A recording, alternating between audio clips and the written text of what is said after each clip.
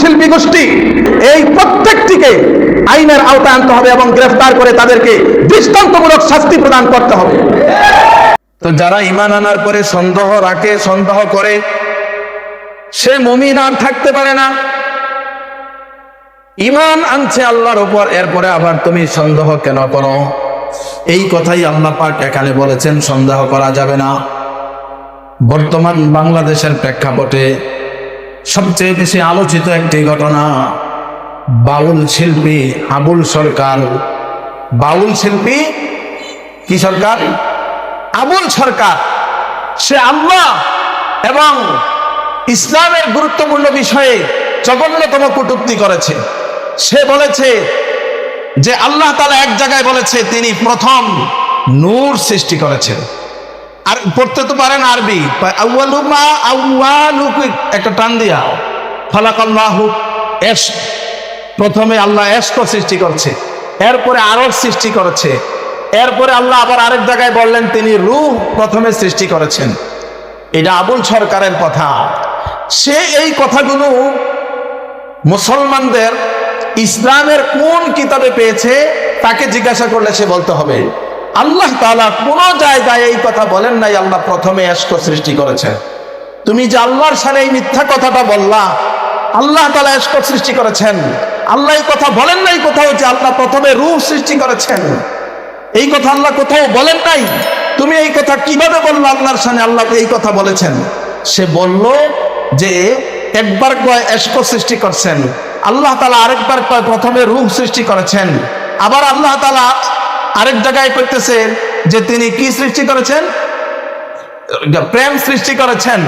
এইভাবে করে এক আল্লাহ একটা মুখ দিয়া এত কথা কিভাবে বললো? নাউজুবিল্লাহ বলেন। আল্লাহ তাআলা কি এমন কথা বলেছেন? সে বলতে বলতে বলল এক মুখে দুই রকম কথা বলে কারা? এটা কি মুখ? না, নিতম্বর দিকে ইশারা করে সে জঘন্যতম ভাষায় এই কথা বলল। সে যে নিজেকে মুসলমান দেয়, আর এই কথা বলার কারণে কি সে আর এখন মুসলমান আছে? আছে মুসলমান না ইসলাম থেকে বের হয়ে গেছে? এখন আল্লাহকে গালি দিল, আল্লাহর শানে বেয়াদবি করলো, আল্লাহ তাআলার মুখকে খারাপ ভাষায় বলল। এখন তার পক্ষে দাঁড়িয়ে গেল ফরহাদ মাঝহার নামক একজন বুদ্ধিজীবী, যে ওই যে ন্যাশনাল চিলড্রেন কোম্পানি কিতা পার্টি এনসিপি, তাদের পক্ষে ওই সময় তাদের সাথে শরীক ছিল। এখন সে এই আবুল সরকারের পাশে দাঁড়িয়ে গেল।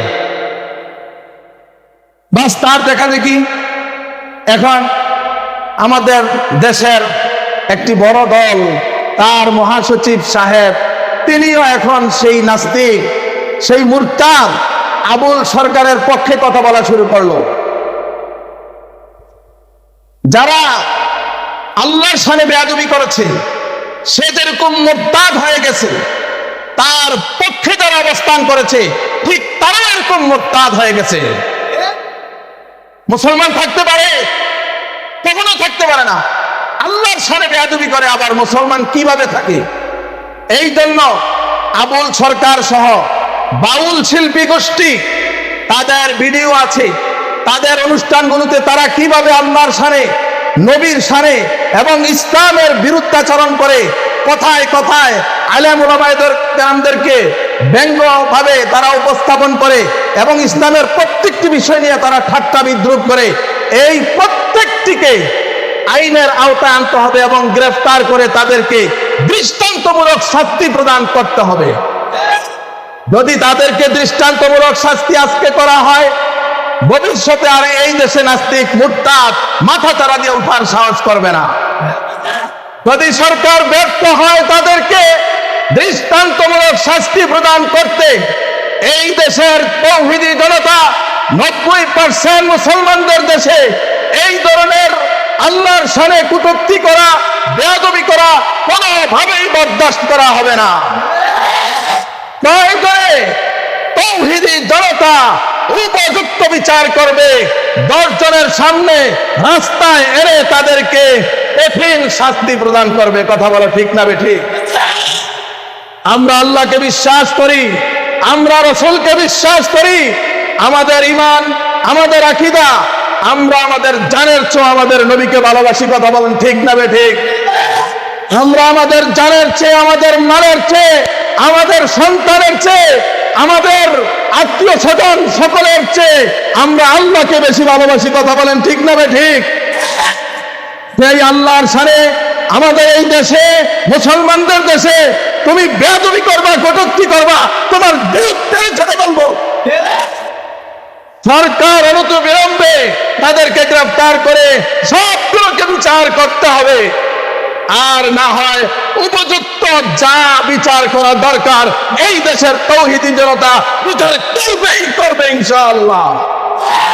আল্লাহ তাআলা পবিত্র কোরআনের 24 নম্বর সূরা আন-নূরের 30 এবং 31 নম্বর আয়াতে সুন্দরভাবে বলেছেন, কুল্লিল মুমিনিনা ইয়াগুদ্দু মিন আবসারিহিম। নবী, আপনি ঈমানদারদেরকে বলেন তারা যেন তাদের দৃষ্টিটাকে অবনত রাখে। ওয়া ইয়াহফাযু ফুরুজাহুম, এবং তারা যেন তাদের লজ্জাস্থানকে হেফাজত করে। যালিকা আজকা লাহুম, এটা তাদের জন্য অধিক পবিত্রতা। এমনি ভাবে আল্লাহ বলেন, ওয়া কুল্লিল মুমিনাত, ঈমানদার নারীদেরকে আপনি বলে দেন, ইয়াগুদ্দুনা মিন আবসারিহিন্না, তারাও যেন তাদের চক্ষুকে অবনত রাখে। তাহলে আল্লাহ চোখকে অবনত করতে বললেন, পর্দা করতে বললেন নারী আর পুরুষ। আর বাউল শিল্পীদের অনুষ্ঠানে দেখবেন সেখানে নারী ছাড়া বাউল শিল্পীর আসর জমে না। কথা বলেন ঠিক না? একটা ভিডিও দেখলাম, তারা ওই যে এই গান করতে করতে একজনে আরেকজনের দইরা মাশাআল্লাহ মারবতের কথা বুঝছেই লাগেছে। নাউজুবিল্লাহ বলেন না কেন? না, এগুলো জানতে হবে তো। সমাজ নষ্ট করে ফেলতেছে, দেশ নষ্ট করে ফেলতেছে। তো মনের পর্দা বড় পর্দা, বাইরের পর্দা সরায় দাও। মনের বাতি বড় বাতি, বাইরের বাতি নিভায় দাও। এরপরে নাউজুবিল্লাহ বলেন। কোন মুসলমান সমাজে যদি এই সব দেখা যায়, সে এই ধরনের যদি আসর করে, ওই আসরকে ওই সমাজের যুব সমাজ একত্রিত হয়ে সংঘবদ্ধ হয়ে ওই আসরকে ঘুরিয়ে দিতে হবে। এই আসরকে জ্বালিয়ে পুড়িয়ে এলাকা থেকে নির্মূল করে দিতে হবে। এটাই হলো ঈমান।